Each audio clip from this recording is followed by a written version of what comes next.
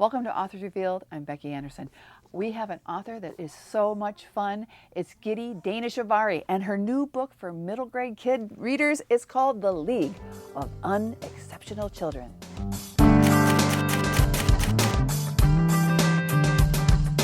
Gitty, welcome to Anderson's in Naperville. Thank you so much for having me. I'm excited to be here. Well, we're excited to have you here. And so I want to know your new book. Yes. Yeah. The League of Unexceptional Children. Yes. And you have so many readers out there that are already fans of your School of Fear series and your Monster High stuff and everything. So the book's only been out about a week, Yes. right? So Yes. it's fresh. It's out there in the world. What are you hearing from those kids who absolutely love your other books? Well, it's only been a week, so I obviously a lot of the times the kids that I'm interacting with, they haven't actually read the book yet. But I think what kids are, the ones that I have spoken to that have read the book, I think they're responding to one that the kids are sort of, they have a little bit like a sense of humor that's a bit left of center. And then I think that everyone likes the idea of like the anti-hero, and Jonathan and Shelley are the absolute anti-heroes because they're not really good at anything and yet they're spies. Yeah. Saving the vice president. Well, yeah, and that's what I love about the front of the book. So when greatness calls, average answers. Yes. It's so, Yeah. But it's so good, but unexceptional. But the thing is, I think what's so great about the book in the humor you put into this is so wonderful. But it's also it's showing these kids are smart in that way, that they may not. So it's sort of saying that we're all exceptional in our own very own way. Well, yes. But, yes. So that's the message. So Yeah. basically, I was rejected from the Talented and Gifted program in 5th grade, and I was devastated. And I thought that, and I felt like I wasn't good at anything, and my life was over. And and I think that in today's world, where everyone has like tiger mom parenting and trying to shape these like incredible kids, you feel like if you're not standing out of of the crowd before you're 10, it's over. And what this message is more like, look.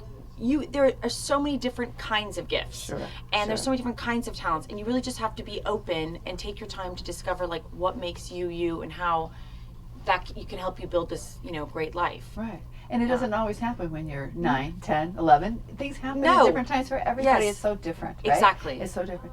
So when greatness calls, average answers. Average answers. But these kids they're like super spies. They're super spies. They're super spies. But so I want to know where did the little seed come from this book start to grow? Okay, so in 2009, I had a bookstore event I was promoting School of Fear, and no one came. Not one person came. Now this has since happened, but for the first time it happened, I was devastated, and I was on the train going back to the city, and I was like, I have never felt like such a loser before. And then I was like, wait.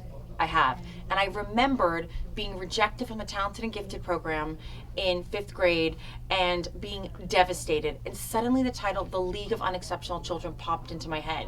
And the thing is that truly, I was an unexceptional child. Academically, I was like in the middle. Athletically, I was a disaster. Musically, I didn't want to get started. I was faking playing the clarinet in band class. The only thing exceptional about me was my long list of fears, which doesn't really count.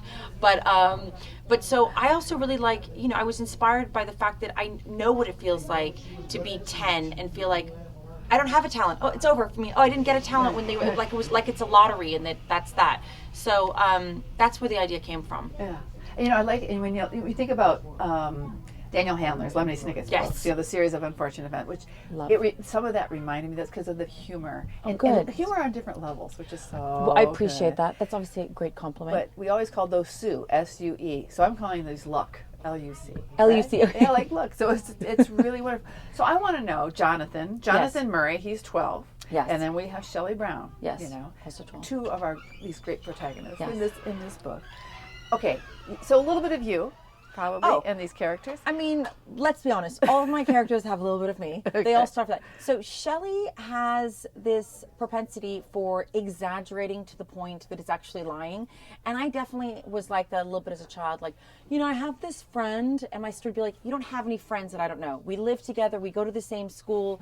And so I was a little bit like Shelley, like creating, an alternate world that I wanted to live in. Like imagining that I was winning Star Search, which was of course like our big deal. Yeah, so like American Idol now. Yeah, exactly. Like The Voice. the 80s version of American Idol. So I have that. That's definitely from me. Jonathan loves to follow the rules and like wants everything to be ordered. Wants to grow up and pay his taxes on time and have a very nice lawn.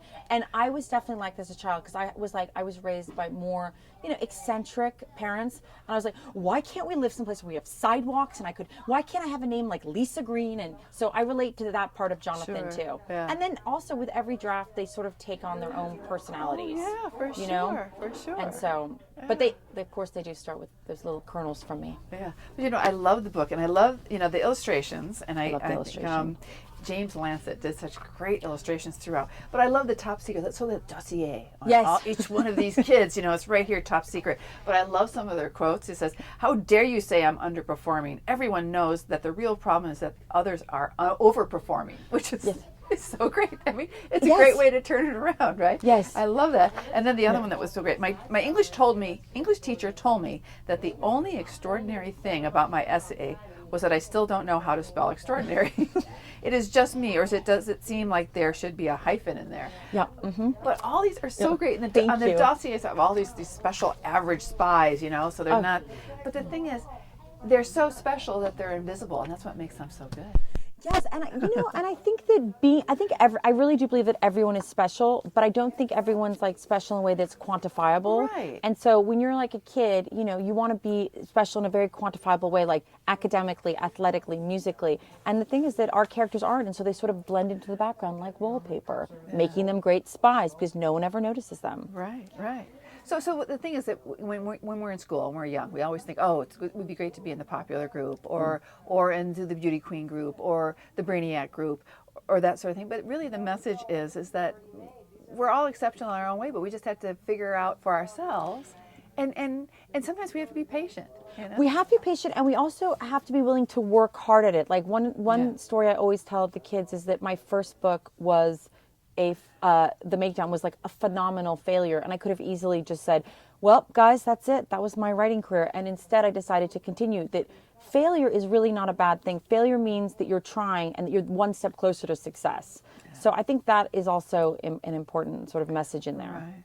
And also too, when you think about so much of children's literature that's out there, especially for these middle grade kids, that third, fourth, fifth, sixth grade reader, and so much stuff is a lot of the characters they'll read about will be those really smart, really clever, these or they're sort of spy extraordinaires or whatever they're doing within the story. So this is such a wonderful alternative.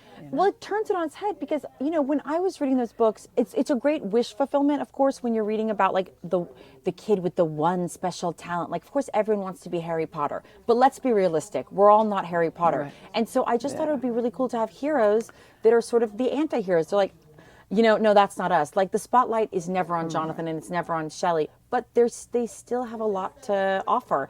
And I think it's also fun because like spies, like when you read a spy story, they're slick and they're suave and they're together and they're cool. And my spies are the exact opposite. Right. They're fumbling and bumbling and they're yelling and arguing with each other and announcing that they're spies.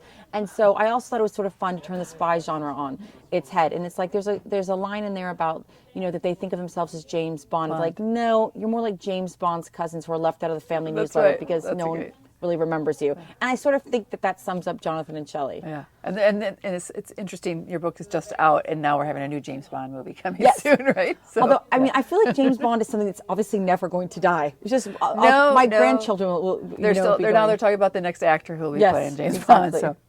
So your humor, and in all your books, your humor is so great, and I think it's very difficult. I think to get the humor just right. Do you work at that? Because sometimes it can fall so flat, but you really do it so well. And I think even reading it aloud and hearing it, and as an adult, I think I'm getting it maybe on a different level than maybe a 10-year-old would. Yeah, I mean, obviously, ideally, I write it with the with the idea in mind that like a parent will get one level of the joke and a kid another level. I don't think anything is easy. Nothing comes easily for me in terms of writing. Like, it's draft after draft after draft and reading things out loud. And with the humor, it's so important to read out loud because in your head, you're like, oh, that's so funny. And then you're like, read it loud, you're like, actually, it doesn't really seem to translate that well. I need to work on that. The delivery isn't quite the way it sounded in my head. Yeah. And so I think that, I definitely work at it. And look, and it's also, humor is really subjective. I'm sure there are some kids out there that are like, but I have a lot of fun with the characters and I want the readers to have fun with the characters. So that's why I try to really like imbue the books with a lot of humor and Right. because I mean, there's nothing in life I like more than laughter. Well, it's Yeah. it's essential for living. Yeah, it really is. It really is. So the wordplay too, and I love the passwords. To get into the passwords with all the fast food stuff. Yes. that was so great. So you work in those things where you just laugh out loud. Okay, good. Well, thank you. Yeah, again, it was like for me, I wanted to turn all the sort of like the cool spy stuff on its head. And the League of Unexceptional Children is not using high-tech gadgets, just the opposite. Their idea is that, you can't hack into our computers if we don't have one. So, yeah, typewriters for everyone. Yeah. Right. So your other series, A School of Fear, you mentioned when you were growing up, you made a list of phobias. Oh, So yeah. so in elementary school and middle school, what kind of kid were you? And even moving into high school, would you say? Okay, in elementary school, I was in elementary school at the height of the Care Bear phenomenon. And so everyone had like nicknames like Shiny Hair Bear, Funny Bear, Pretty Bear. And my nickname was Weird Bear. So I think that pretty much sums it up.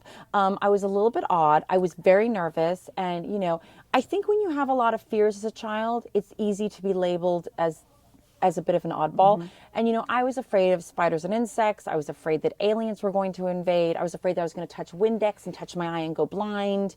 I was afraid that the dog was going to rub against the oleander plant and I was going to pet the dog and then I was going to put it in my mouth and I would die. I mean, no matter how many times my parents said that is simply not possible, I still held on to those fears. Sure. So I was definitely a high-strung child. As you can probably tell, I'm a bit of a high-strung adult. But I was high-strung in a less relaxed manner. And, I was never popular. And, but I have to say my parents really encouraged me to just sort of be whoever I was. And the truth was at 8, 9, 10, 11, that was Weird Bear. And, in middle school, I think middle school is a really hard time for anyone. Sure. I think it's an awkward transition. And I think it's, and I was still, nervous about things, and I still was definitely very phobic. But I think you relax. I feel like a little bit more as you head toward high school. Yeah. So this book, and I'm assuming this is the first of a series. This is the first of a trilogy. Good. So a trilogy. Yes. Okay. So book 2 I'm finishing right now. And so you've written 2 other series. So Yes. Series. Tell us about series writing, because writing, series books, whether you're writing for adults or children, people always think about, okay, there's that one in the middle that's a bridge and it's not as good. But how do you get through a series, and what is the strategy when you're thinking, okay, this is the first, I have so much more time to make things happen. So tell us a little bit about series writing.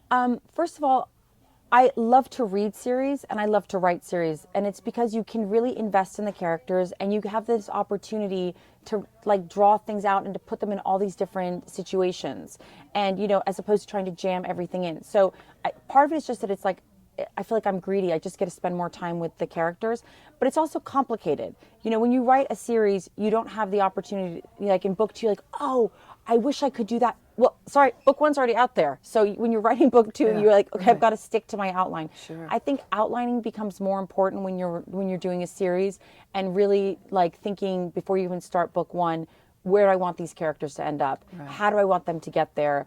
And, am I sure that the last book in the trilogy is the last book? Because after I finished School of Fear and I wrote the final exam, I was like, wouldn't it be great? And they're like, no, it's called the final exam. It's the end of the series. So I think that series writing requires more organization. I really do. Sure. I think before you sit down, it requires more organization. But I think the payoff is that you create these characters, and then you can take them on all these different journeys. And I mean, that's exciting. Yeah, well, it's exciting. We'll have more of Jonathan and Shelley. Oh, Jonathan and Shelley, yes. Oh my gosh. And they're heading to England, and it's going to be interesting. Cool. Yes. So, with series, it's interesting to see how they progress. And talking about outlining, if you're going to do the whole story arc of do you know how many books when you set out? Or because there's some people who write series who, oh, well, I think I'll do another one. Oh, I'll do another one. And it doesn't seem to work as well when you've got it planned out. But then within the book, are you outlining the whole story, or do things surprise you when you write them, like they do when we read? So I outline everything, and then I proceed to throw away half of the outline. But I need that outline to just keep on the right path. But no, as I'm writing, inevitably things surprise me, and I think, oh yes, this actually really works, or the opposite, oh, this is not working. So I definitely have a lot of surprises both ways. But for me, because I'm not a naturally organized person, if I don't have an outline when I sit down, I feel like I could start a story about fears and end up with a story about dolphins in Jamaica, because that's just sort of like, like that. I'm just a bit of a tangent queen. Yeah, So right. So your publishing journey, and you mentioned you wrote an adult novel. Yes. And The Makedown. Yeah, about 2008 or so. So it's been 6-7 years. Yes. So that whole publishing journey from that first book to where you are now, how has that been, and how is it different now from those first experiences? Oh, I mean, it's so different. So, I mean, the first book, The Makedown, I had no experience whatsoever in the publishing world. I didn't know anyone who wrote books, and so everything was new for me. And I think that I also was just new to writing, so I took the criticisms personally at first. Sure. And when you first get your first round of edits, like, oh, they think I'm a failure, they think this, but once you really, every book you do, you learn more, and also the process becomes so much easier. And so so for me, it's like now, I love getting notes, I love getting edits, and I never take them personally, and I'm always like open to trying them, and if it works, great, and if it doesn't, no problem. But so much has changed. So much has changed for me, because when I wrote The Makedown, I really thought that my next book would be an adult book. Right. And my mother, I had quit my job to write The Makedown with no money, but as I told my mother, I'm supporting a cat, I can handle this. My mother made me read Harry Potter. She was like, please read Harry Potter. And I was like, I'm not into magic. Anyway, but while I was reading Harry Potter, while I was writing The Makedown, I read Harry Potter, and it just sparked something in me that was like, God, it would be so wonderful to write something for this age group. Right. And I was inspired to write School of Fear because I had been a phobic child, and I thought how amazing would have been if I could have been sent to a special school to overcome my fears. And then once I did the first School of Fear, it was like I had some sort of middle grade bug, and I was like, and I've continued with it. And I have to say, there's something very special about middle grade, because they're becoming like autonomous, separate from their parents. They're becoming their own people, separate from their friends. And I just think it's a really interesting time. Yeah. But it's still before all the insanity of like, I'm in love with this boy or I'm in love with this girl. And I sort of like that. It's not all about romance, which I think sometimes happens in YA. No, there still is a lot of magic in that age group. Yes. Well, not really about magic, but just in the kids themselves and what they're willing to read and experience and all that sort Absolutely. of thing. Yeah. So you're not going to go back. We love you writing for middle grade, but have you thought ever going back to writing for adults or maybe young adult? Or So the series that I want to write after I finish the League of Unexceptional Children is young adult. So my lead would be like 17 or 18. And I have to say, I'm excited because it's something that I've never done before. So yes, I definitely want to do that. I do love middle grade. I feel like middle grade is my sweet spot. But do I imagine one day writing a book for adults again? I hope so. Yeah. I definitely hope so. Yeah. I also think your life changes so much every year. Like I just had a baby, and I think that's opened up a whole new experience and inspires you. Might be picture books then. Oh, I already have a picture book idea because I'm obsessed with bulldogs, as you know from School of Fear. Right. I adopted a bulldog named Harriet because I was so obsessed with Macaroni from School of Fear, and so I want to do a picture book called My Babysitter's a Bulldog, about a kid whose sister's supposed to be babysitting him but is on her phone the whole time, so the bulldog takes over. Harriet going to be the name of the bulldog? No, because Harriet is just my Harriet, right. So I feel like I've got to keep that separate. I saw Harriet has a blog, though. Oh, Harriet is very literary. She's very literary. I've never met a bulldog so literary. Yes, bulldogs are actually one of the least intelligent dogs, but Harriet is the exception. Of course. Yes, she's the exception. So what is your earliest recollection of wanting to be a writer? Do you remember how old you were, and do you remember what it is you wrote that says, this is it, I'm going to be a writer? I was 9, and my grandmother gave me a blue typewriter, which I wish I still had because now I collect typewriters. And I wrote a story that was, I don't even know what it was even about, but there was a fire in it, and I think everyone died. And my sister read it. It was 4 paragraphs. My sister was like, this is awful. And I was like, and that was the end of that. And then when I was 18, I started keeping a journal with stories. And, and honestly, I just did it because I liked it. And I was excited, and I had all these ideas. And that's when it really started. And then after I graduated from university, I went, to work, and I continued writing, and I continued writing stories just on my free time. And I still didn't think I would ever actually make a living as a writer. Mm-hmm. That seemed like a fantasy, almost like going to a school for magic. And so that's why when I did sell the Makedown, even though it was for $10, I quit my job because I really wanted to take this leap because it was truly my dream. So, and as I said, I only had to support a cat. Yeah. So today, I know you did several school events with some schools that we partner with, and what do those school events do for you? And knowing that the books that you write, of course, you're listening to the kids and what they're saying about your writing, but do you pick up do they inform some of the books that are coming up in a series? Oh. You must get tons of ideas. And do you know, spending time with kids just like reminds you of like the magic of their personalities because they're totally unfiltered. They are totally unfiltered in a way that is so creative, so imaginative. So I think it inspires the characters because it keeps me in touch with just like that honesty, because kids are so incredibly honest in a way that adults just are not. And so I think that is definitely like my largest source of inspiration for the characters comes from just being with kids. And and also kids love to share like these sort of weird tidbits and you're like, what? And I thought I always have it with the characters because every school I go to, I always have someone raise their hand and say something that's totally like off topic in an epic way. Like today, a girl raised her hand and said, "Did you know that ferrets have anal glands?" And I was like, I didn't. But thank you for sharing.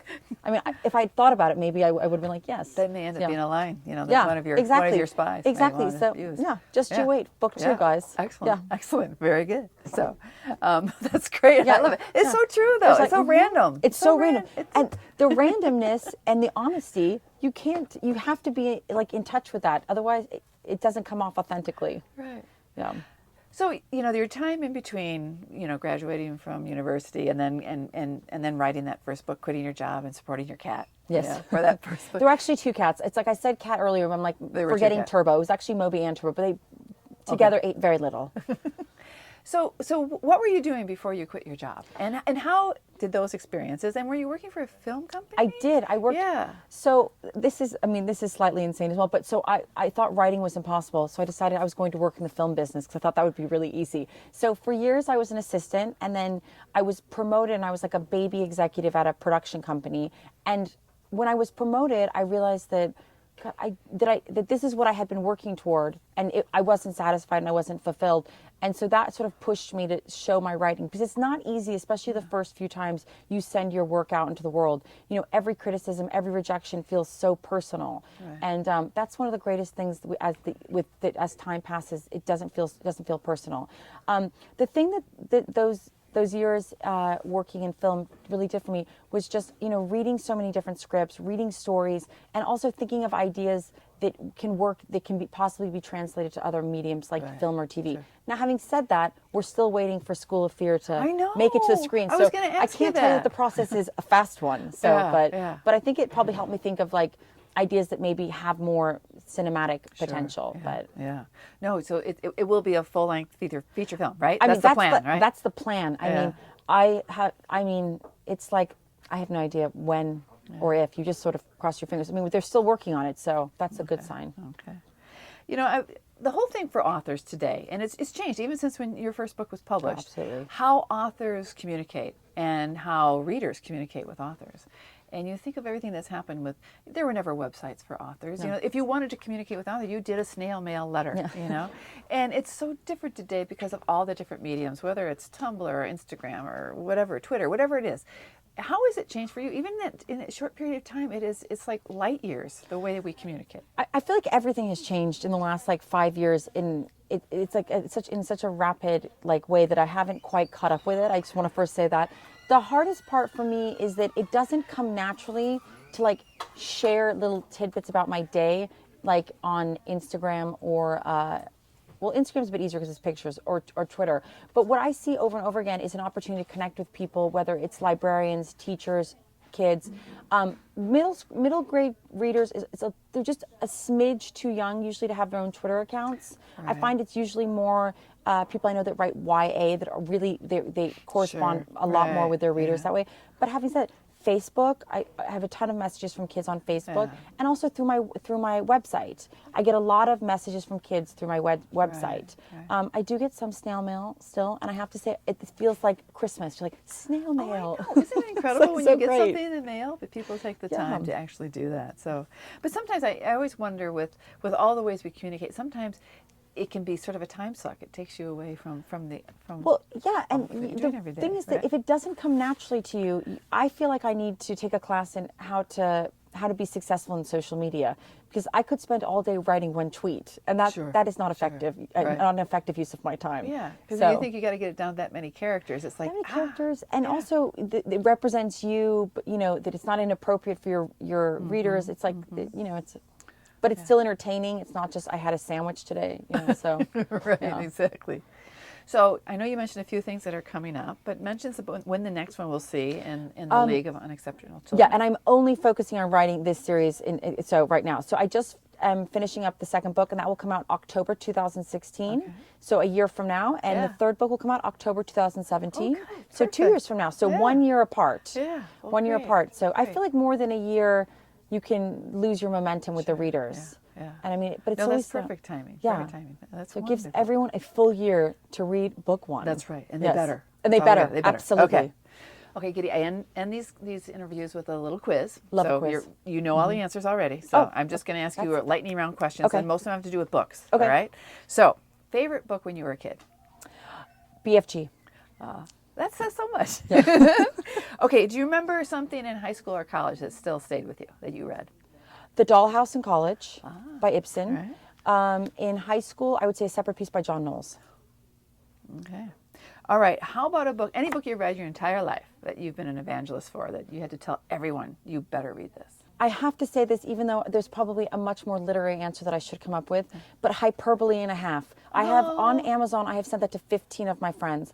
It is such a strange, weird depiction of depression, and it's funny and irreverent, and I have sent it, I feel like it's not for kids, but I feel like for adults that have ever gone through darker times, it is the absolute perfect gift. And the drawings are just so unique and different. Yeah, they really are. They really are. Okay, if you could have a dinner and you could invite 3 authors, alive or dead, and you, who would those 3 be? Oh, okay. Well, 2 are like jumping out. So definitely J.K. Rowling for my great love of Harry Potter, and then David Sedaris, because there is no one in life I find funnier than David Sedaris. I think he is the most the way that he is able to describe the dysfunction of childhood. No one has ever done it the way he has, and then I feel like J.D. Salinger. Wow. Yeah, I feel like J.D. Salinger because he's really a recluse. Yeah. But and I also say even though it's a little bit cliche, but Catcher in the Rye. I mean, when I first read that in high school, it definitely was a seminal moment. Right. And then I also there's all this mythology around him and how he, how he sort of was isolated and he didn't want attention, and so I just think that that would be my dinner. Okay, and you have a 6-month-old Daria, your daughter, Yes. and I know you. Are you just holding up books or anything, or what do you plan to read her when that first book you curl up together? Well, first of all, right when I found out that I was pregnant, I bought Goodnight Moon, because I remember that book as a child, and it's having the colors, when I was a bit older, loving just the green and the red. And so Goodnight Moon, we are already reading. And then really it's just Roald Dahl books. James the Giant Peach, Charlie and the Chocolate Factory, The Twits, BFG. It's I already have the complete Roald Dahl collection for Daria that I am ready to jump in. I know you're so busy now, especially with a 6-month-old, but something you've read recently that you really enjoyed. I'm gonna mispronounce his name, but Abraham Verghese, Cutting for Stone. Yeah, right. The characters were so rich, the world was so rich. I was invested in such a real way that I was thinking about the characters when I was out, when I was shopping, and I wanted to go home to finish it. And for me, I mean, beautiful book. A beautiful book. Yeah, it really was. And just I love that one. Yeah, too. beautifully written. Yeah. Okay, 100%. Good score. Yay! Okay, so Gitty, thank you so much for sitting down and talking with me. It was my pleasure. Thank you And for having me. We come back, please. Yes, next time absolutely. For book the second two. book 2. For That book would be 2. Wonderful. Thank you All so right. much. This was Thanks. really fun. What a fun conversation with middle grade author Gitty Daneshvari and her new book. It's called The League of Unexceptional Children. You will really laugh. This is such a fun book. Thanks for joining me on Authors Revealed.